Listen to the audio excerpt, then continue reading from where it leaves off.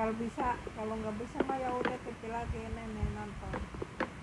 Enggak, mau aja. Tuh gak bisa dipindahin. Nggak tahu.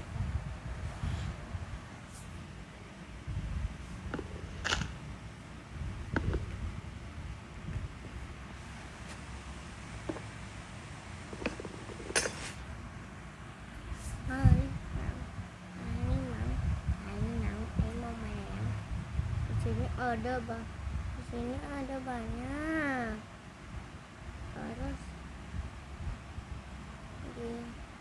Terus ada banyak. Ini nggak ada banyak. Yang itu nggak ada. Ini loh, ada cuma ini. Di sini nggak ada. Di sini ada banyak. Banyak.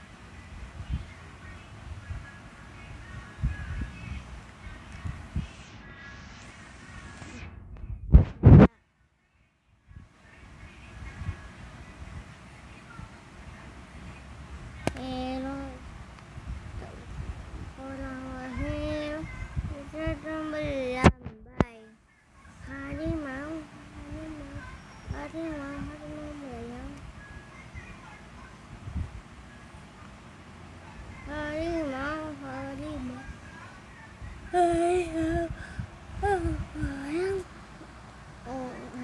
melayang. Berbicara tidak melambai. Harimau melayang. Ucapkan hero tidak melambai. Harimau melayang. Tak berbicara hero tidak melambai. Aduh, ini gak kepencet loh. Ini gak kepencet. Bisa nonton.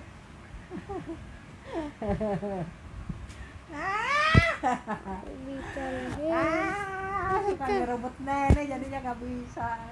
Lambai. Pindahin TV lagi. Nggak bisa dipindahin itu tuh. Bisa. Tuh, lihat nih. Ini nggak bisa. Tuh. Normal. Ada itu juga pengen aja nonton TV. Dia kan punya tablet. Tablet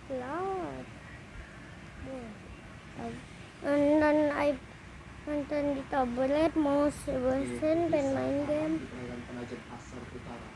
Nontonin aja dah. Nggak setel Adi tolongin dit. Oh, itu kapal. Tenggelam itu. Itu anak-anak kenapa? Anak-anak kan kenapa memang? Anak-anak kan kenapa? Anak-anak. 38 orang yang terdiri dari 16 kru kapal dan 22 penumpang dievakuasi dengan selamat. Meski begitu, terdapat 2 awak kapal yang dinyatakan hilang. Dari keterangan Kisah Bandara dan otoritas pelabuhan Balikpapan, penyebab insiden akibat patahnya baling-baling kapal atau propeller dan itu kebocoran.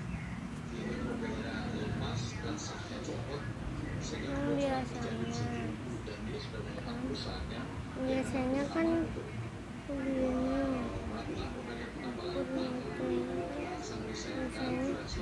Banyak betul.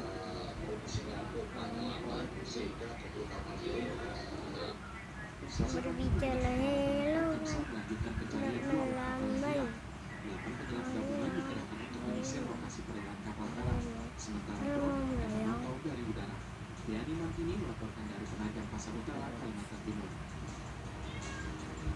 Kita beralih ke informasi lain, pemirsa. Evakuasi turis asal Malaysia yang terjatuh di Gunung Rinjani, Nusa Tenggara Barat berlangsung sulit.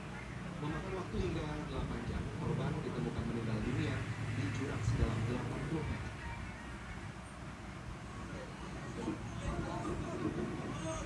Di jurang-jurang warga negara Malaysia bernama Ibn Abdul Ghani berlangsung sulit.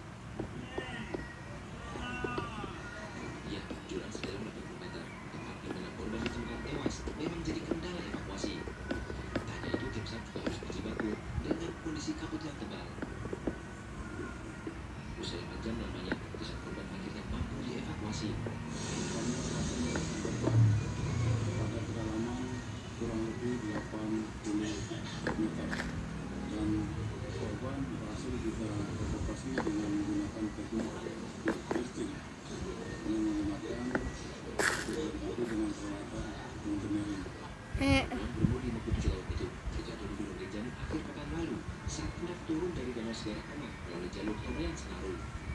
Untuk keperluan visum dan menunggu penyelidikan pihak keluarga petugas telah membawa ke rumah sakit Bayangkara Mataram. Dari Sudi melakukan dari Lombok Utara, Nusa Tenggara Timur. Kita ke informasi soal jembatan buatan warga yang menghasilkan puluhan juta rupiah per hari.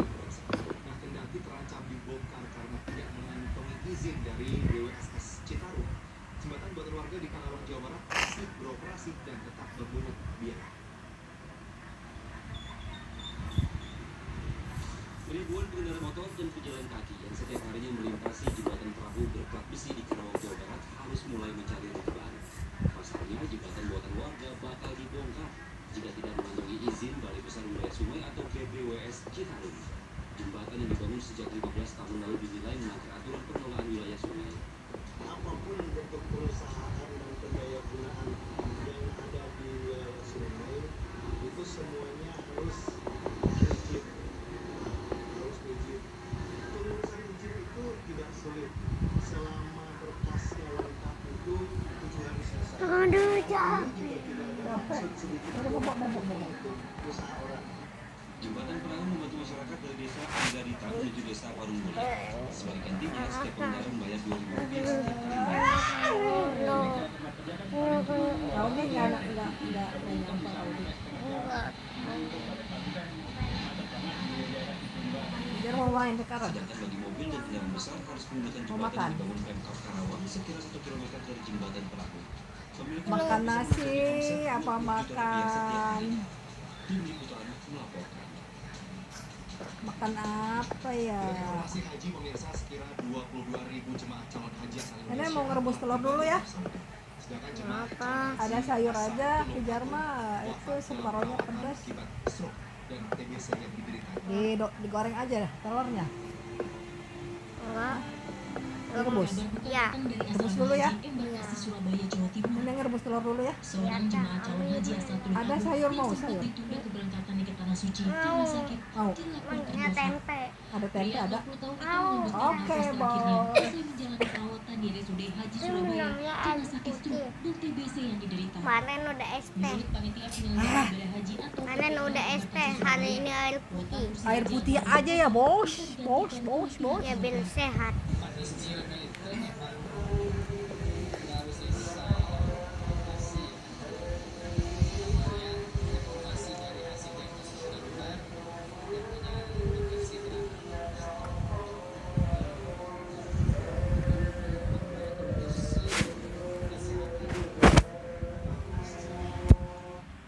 Di lokasi berbeda, satu jemaah haji wanita asal Embarkasi Solo, Jawa Tengah wafat dalam perjalanan dari Indonesia menuju Arab Saudi. Jemaah calon haji berusia 65 tahun itu meninggal dunia karena alami penurunan kesadaran saat berada di dalam pesawat. Bagi jemaah calon haji yang meninggal dunia akan mendapatkan kembali santunan sejumlah uang yang telah disetorkan, yakni sekira 55 juta rupiah. Diinformasikan dari petugas kloter, beliau meninggal dunia pada saat perjalanan dari Solo ke Madinah. Hingga Senin 5 Mei, sekira 22.301 jemaah calon haji asal Indonesia telah tiba di Arab Saudi. Kementerian Agama mengimbau jemaah untuk menjaga kesehatan hingga puncak haji tiba. Tim Liputan melaporkan. Untuk mengetahui situasi terkini jelang persiapan keberangkatan jemaah calon haji, sudah ada rekan kami Agus Syafedila yang siap melaporkan dari asrama haji Pondok Gede, Jakarta Timur. Halo Agisa, silakan dengan laporannya. Halo, selamat siang Rian dan juga pemirsa. Hari ini dari asrama haji Pondok Gede Jakarta ada 3 kloter yang diberangkatkan, yakni kloter 13, 14, dan 16 menuju ke Bandara Soekarno-Hatta. Hari ini yang dimulai pada pukul 1 dini hari tadi, lalu pukul 5 dan nanti pada sore hari dimulai pada pukul 2 siang. Nah, memang tahun ini juga ditambah jalur ataupun pelayanan fast track untuk 2 kategori. Yang pertama ini untuk lansia dan yang kedua adalah mereka yang memang mendapatkan sehat secara fisiknya, sehingga untuk pemeriksaan kesehatan akan bisa melalui jalur fast track. Ini lebih Makan dulu. pemeriksaan kesehatan dan bisa dilanjutkan untuk proses pemeriksaan Sini pijarnya. data dan juga hingga pengambilan uang saku. Nah, begitu jangan digigit.